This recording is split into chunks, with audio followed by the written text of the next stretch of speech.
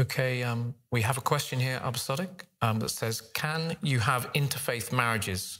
I'm Christian and my husband is a Muslim.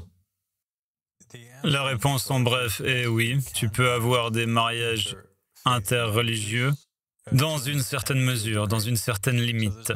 Il y a un verset dans le Saint-Coran qui dit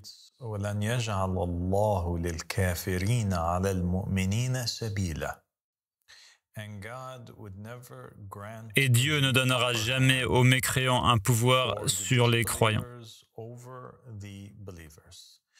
Et c'est une règle générale que nous avons dans l'islam.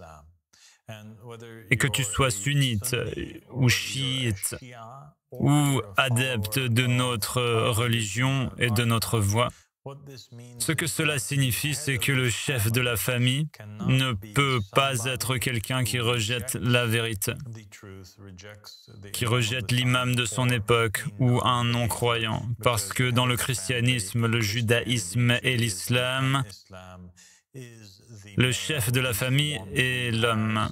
Et c'est lui qui, historiquement, même en dehors de ces trois religions abrahamiques, a été traditionnellement celui qui est le plus fort dans la famille et celui qui a le plus d'influence.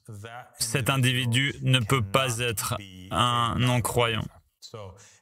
Donc, un homme musulman ou une personne croyante selon notre foi peut épouser une femme qui est chrétienne ou juive ou bouddhiste ou appartenant à la foi zoroastrienne ou mandéenne ou sabéenne. Tu peux être membre de n'importe laquelle de ces religions en tant que femme et te marier à un homme musulman, mais une femme musulmane ou une femme qui croit en l'imam de son époque ne peut pas se marier avec un homme chrétien ou un homme juif ou un homme qui appartient à une autre foi.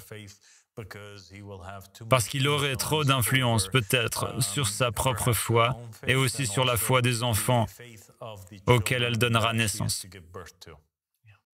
It makes a lot of sense. I mean, obviously, the person that's the head of the family, he must have the greater influence, so it would have a knock-on effect on the whole of the dynamics of the society of that family, that nuclear family.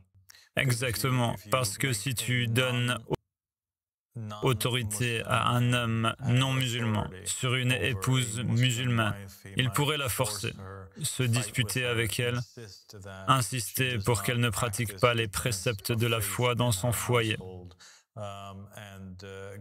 Et Dieu ne permettrait pas cela. Il ne peut pas permettre que les non-croyants dictent quoi que ce soit aux croyants.